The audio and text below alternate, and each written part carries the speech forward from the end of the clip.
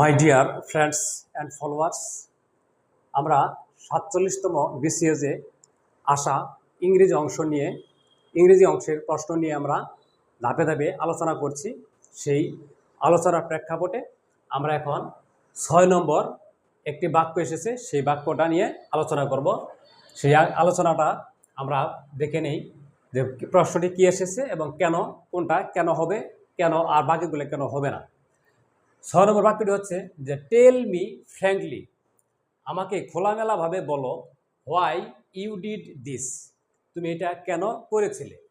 এই বাক্যের আন্ডারলাইনকৃত বাক্য বা অংশটুকুর ফ্রেজ বা ক্লজ আইডেন্টিফিকেশন চেয়েছে। এটা কি নাউন ক্লজ, নাকি অ্যাডজেক্টিভ ক্লজ, নাকি অ্যাডভার্বিয়াল ক্লজ, নাকি অ্যাডভার্বিয়াল ফ্রেজ। আমরা এই আলোচনাটা করার আগে আমরা একটু ক্লজ এবং ফ্রেজ নিয়ে একটু আলোচনা করার চেষ্টা করি। ক্লজ হচ্ছে যেখানে একটি সাবজেক্ট থাকবে এবং একটি ফাইনাইট ভার্ব থাকবে, সেটাকে বলা হয় সংক্ষিপ্তভাবে সেটাকে বলা হয় ক্লজ। এই ক্লজটা হচ্ছে আবার 3 প্রকার। একটি হচ্ছে প্রিন্সিপাল ক্লজ, আরেকটি হচ্ছে সাবঅর্ডিনেটিং ক্লজ, আরেকটি হচ্ছে কোঅর্ডিনেটিং ক্লজ। আবার সাবঅর্ডিনেটিং ক্লজটা আবার 3 প্রকার: subordinating noun clause, subordinating adjective clause, subordinating adverbial clause. এখন আমরা কোন ক্লজের মধ্যে পড়বে এবং সেটা ফ্রেজ কিনা। আরেকটা আলোচনা এখানে আমরা করে রাখি, ফ্রেজ জিনিসটা কি। ফ্রেজ জিনিসটা হচ্ছে একাধিক শব্দ যেখানে কোনো মূল ভার্ব বা ফাইনাইট ভার্ব থাকবে না, মানে ফাইনাইট ভার্ববিহীন একাধিক শব্দ যখন কোনো বাক্যের একটি মাত্র এলিমেন্ট, সেটা সাবজেক্ট, অবজেক্ট, কমপ্লিমেন্ট হিসেবে বসে, সেটা হচ্ছে ফ্রেজ, যেখানে কোনো মূল ভার্ব বা ফাইনাইট ভার্ব থাকবে না। আমরা শুধু আপাতত এটুকুই জেনে রাখলাম। এখন আমরা নাউন ক্লজ, এটা হচ্ছে সাবঅর্ডিনেটিং নাউন ক্লজ কি সেটা আমরা একটু জেনে নিই। সাবঅর্ডিনেটিং নাউন ক্লজ হচ্ছে আমরা একটা বাক্যের স্ট্রাকচার নিয়ে আলোচনা করি, যে সেটা হচ্ছে যখন কোনো বাক্যের সাবজেক্ট, অবজেক্ট এবং কমপ্লিমেন্টের জায়গায় যে শব্দটি বসবে, যদি সেটা হয় একটি শব্দ তাহলে হবে নাউন, আর যদি হয় সেটা একটা ফ্রেজ তাহলে হবে নাউন ফ্রেজ, আর যদি হয় সেটা একটা ক্লজ, মানে একটি ক্লজ যে ক্লজটা নিজে নিজে তার অর্থ প্রকাশ করতে পারবে না, এবং সেটা যদি বাক্যের সাবজেক্ট, অবজেক্ট, কমপ্লিমেন্টের জায়গায় বসে তাহলে সেটা হবে নাউন ক্লজ। আর যদি কোনো একটা ক্লজ নাউনের কাজ না করে বা নাউন সাবজেক্ট, অবজেক্ট, কমপ্লিমেন্টের জায়গায় না বসে কোনো নাউনকে মডিফাই করে, সেটা হবে অ্যাডজেক্টিভ ক্লজ।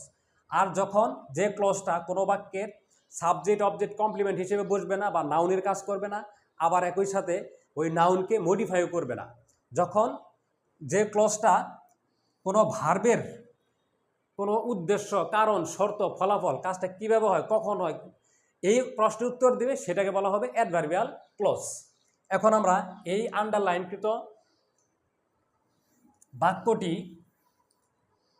আগে ক্লজ কিনা সেটা আমরা আগে একটু জেনে নিই। যেহেতু এখানে একটি সাবজেক্ট আছে এবং টেন্স অনুযায়ী, পাস্ট ইনডিফিনিট টেন্স অনুযায়ী একটি ভার্ব আছে, তারপর অবজেক্ট আছে, তার মানে এটি একটি ক্লজ। এই ক্লজের মাঝে আবার, ক্লজের আগে আবার একটি ক্লজ ইন্ডিকেটর কনজাংশন আছে, হোয়াই। এইটা হচ্ছে সাবঅর্ডিনেটিং নাউন ক্লজ। এখন নাউন ক্লজ কেন সেটা নিয়ে আমরা একটু আলোচনা করি। তার মানে এই আলোচনাগুলো বোঝার আগে আমাদের প্রথমত এই যে সাবজেক্টের পরে যে ভার্ব বসে, এই ভার্বের ক্লাসিফিকেশনটি আগে জানতে হবে। প্রথমত হচ্ছে এই ভার্বটা প্রথমত 2 প্রকার, একটা হলো ট্রানজিটিভ আর একটা হচ্ছে ইনট্রানজিটিভ। ইনট্রানজিটিভ ভার্বটা আবার ইনট্রানজিটিভ ভার্ব কি এবং ট্রানজিটিভ ভার্ব কি সেটা আমরা আগে একটা আলোচনা করি। ট্রানজিটিভ ভার্ব হচ্ছে যে ভার্বটা এরপর একটি অবজেক্ট বা নাউন গ্রহণ করতে পারে, সেটা হচ্ছে ট্রানজিটিভ ভার্ব। আর যে ভার্বটা কোনো অবজেক্ট গ্রহণ করতে পারে না, সেটা হচ্ছে ইনট্রানজিটিভ ভার্ব। আবার ট্রানজিটিভ ভার্বটার আবার আরও একটা প্রকারভেদ আছে, যে কিছু ভার্ব আছে যে ভার্বগুলা একটা অবজেক্ট বা নাউন গ্রহণ করতে পারে, আবার কিছু ভার্ব আছে যেগুলা 2টা অবজেক্ট গ্রহণ করে, তার মানে আরও একটি অবজেক্ট গ্রহণ করবে। যেমন এরকম আমরা অনেক বাক্য পড়ি, যেমন হি টিচেস আস ইংলিশ।